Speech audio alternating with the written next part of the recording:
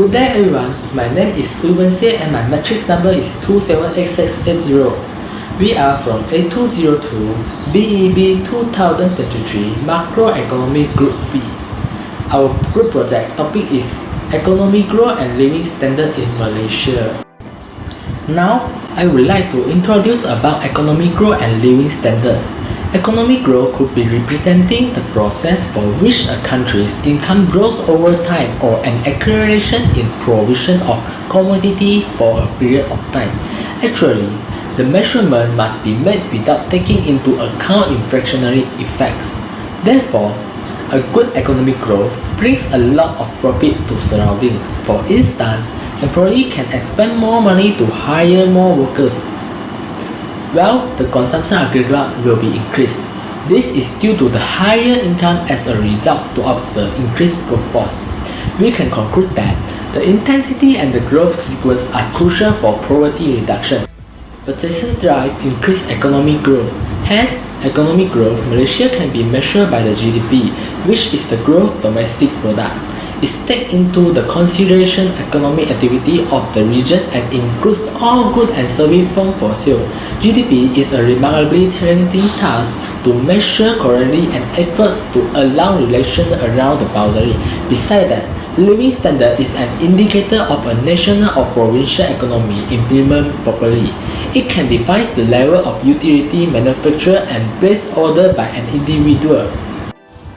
In addition, it also differs from other indicators of life stratification, while economic indicators that seek to measure well-being often provide a calculation of the sustained quality of life. At the same time, living standard could be measured by the GDP. Real GDP is a good reference point of living standard than normal GDP. The key distinction is that the standard of living is a more easily quantifiable concept that focuses on solely material consideration. Thank you. Now, I would like to pass my session to my teammate. My name is Tan Xingyi and my matrix number is 278700. Now, we will discuss about the relationship between economic growth and living standard. Economic growth is the state of economy in a country at a certain period. For economists, the real gross domestic product (GDP) always is the method to calculate the economic growth in a country, which is the percentage rate of increase in real GDP. The increase of real GDP in percentage used to determine the economic growth in a country is increasing or decreasing compared with the previous year. The living standard only measures the value of output produced and consumed, rather than measure happiness, satisfaction, like the quality of life. The real GDP per capita is the best formula to find the living standard to ensure that the output is available for individuals, families, or groups in a country without the impact of inflation. This is the data of real GDP growth rate and real GDP per capita growth rate in Malaysia from 2015 to 2019. As we can see, from 2015 to 2016, the real GDP growth rate dropped to 4.45 compared to 5.09. Meanwhile, the real GDP per capita growth rate dropped to 3.04 from 3.69. In 2017, the real GDP growth rate rose from 4.45 to 5.81. It was also influences the rate of real GDP per capita growth in 2017 also climbed to 4.38 from 3.04. In 2018, the real GDP growth rate dropped to 4.77 from 5.81, and the rate of real GDP per capita growth also decreased to 3.36 from 4.38. Then the real GDP growth rate in 2019 decreased again from 4.77 to 4.30. That caused the rate of real GDP per capita growth continues to reduce from 3.36 to 2.93. From this, we can see that the rate of real GDP growth directly influences the rate of real GDP per capita growth. When the real GDP growth is increasing, that will also increase the real GDP per capita growth. That proves that an increase in economic growth will increase the living standard in the country. Although the standard of living has many factors, it is undeniable that economic growth can affect the standard of living the most. My name is Tan Hui Yi and my metric number is 278603. Now, I'm going to discuss about the impact of economic growth. The first one is creation of job opportunity. Economic growth leads to more job openings and hence stronger higher demand for labor, which is the poorest primary and sometimes sole asset. In turn, boosting jobs has been critical to achieving higher growth. Because of the global economic strong growth over the last 10 years, the majority of the world's working age population is now employed. Secondly, economic growth also helps to promote human development. Growth generates virtuous circles of prosperity and opportunity.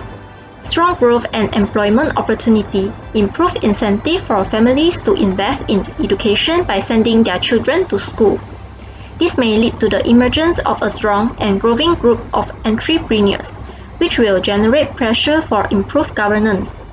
The third impact is to increase productivity. Potential labor productivity grows through business investment in tangible capital as well as investment in R&D and other intangible capital. Improvement in labor quality due to education and training can also boost productivity, as can improvement in managerial efficiency or a technology that allow business to produce more with the same amount of labor and capital. Next, the impact is to reduce poverty. Economic development brings lower poverty rates, since without economic progress, we will not have an increase in the average income, thus increasing the poverty rate through time. Nonetheless, this development is not the sole necessity. The occurrence of poverty is determined by income distribution as well. The greater the share of any growth that the poor capture, the quicker the poverty elevation rate will be.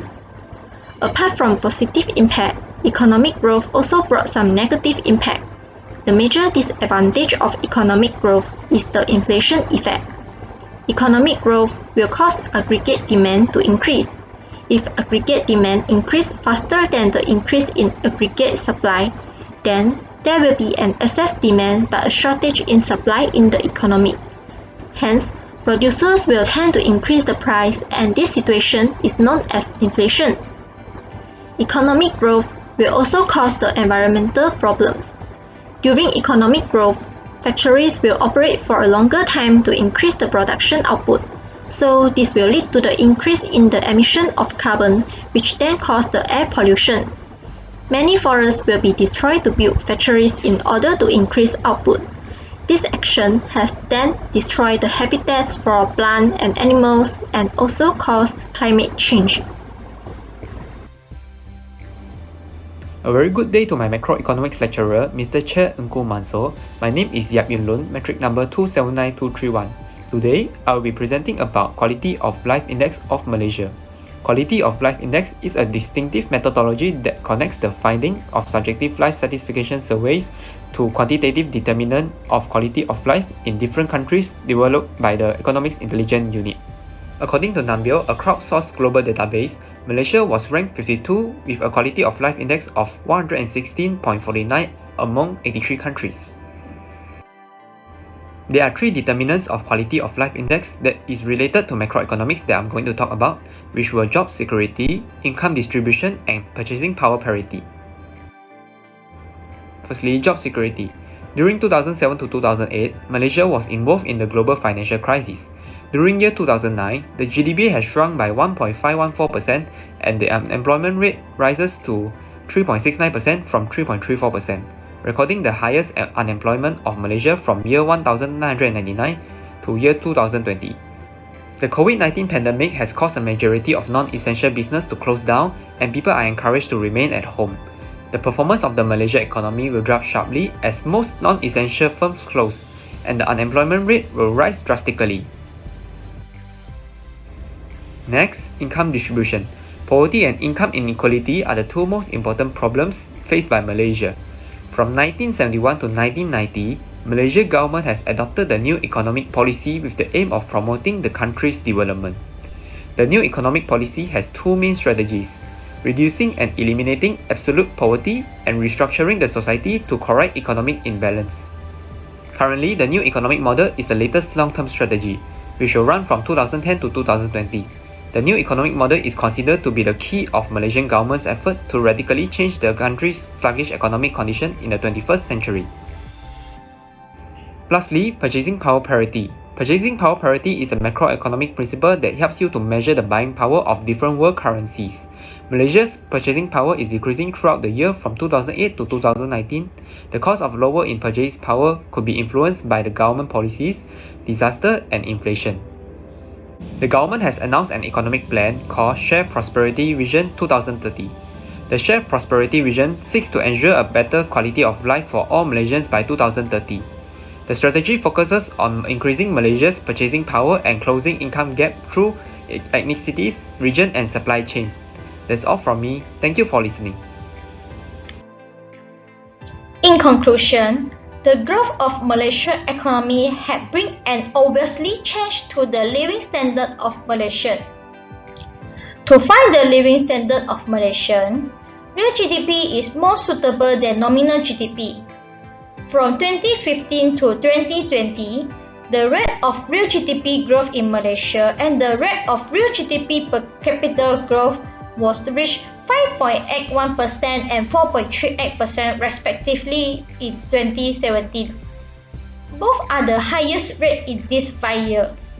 So, the relationship between Malaysian economy and living standard of Malaysia is positive relationship.